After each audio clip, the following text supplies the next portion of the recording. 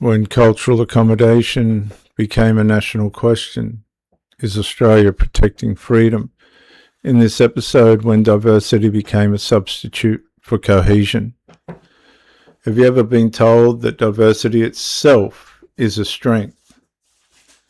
Now, not that it can become a strength, not that it requires effort, trust, sacrifice, and shared values.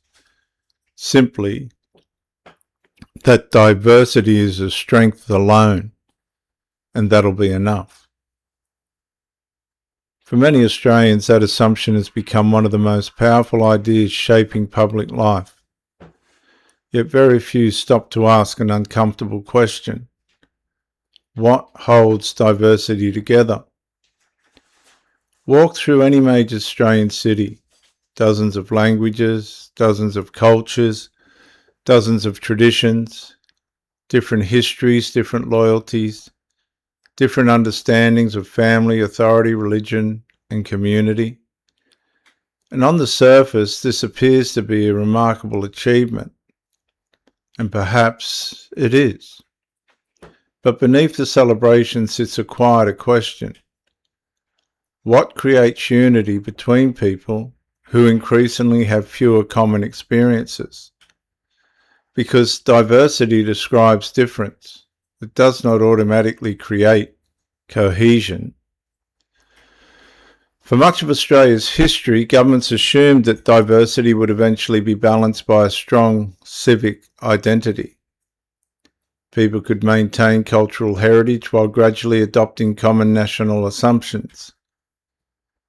A shared legal framework, a shared public culture, a shared understanding of what Australia represented. And over time, however, discussion of cohesion became increasingly secondary to discussion of diversity itself. And the difference became the objective. Unity became the assumption. And institutions celebrated variety while spending less time defining what actual citizens were expected to share. And the result was subtle, not immediate conflict, not social collapse, something quieter. A gradual weakening of common reference points. History became contested, national identity became uncertain, patriotism became uncomfortable, expectations became inconsistent. The nation continued functioning, yet many citizens increasingly struggled to explain what actually bound them together. Diversity can enrich a nation, but diversity does not govern a nation.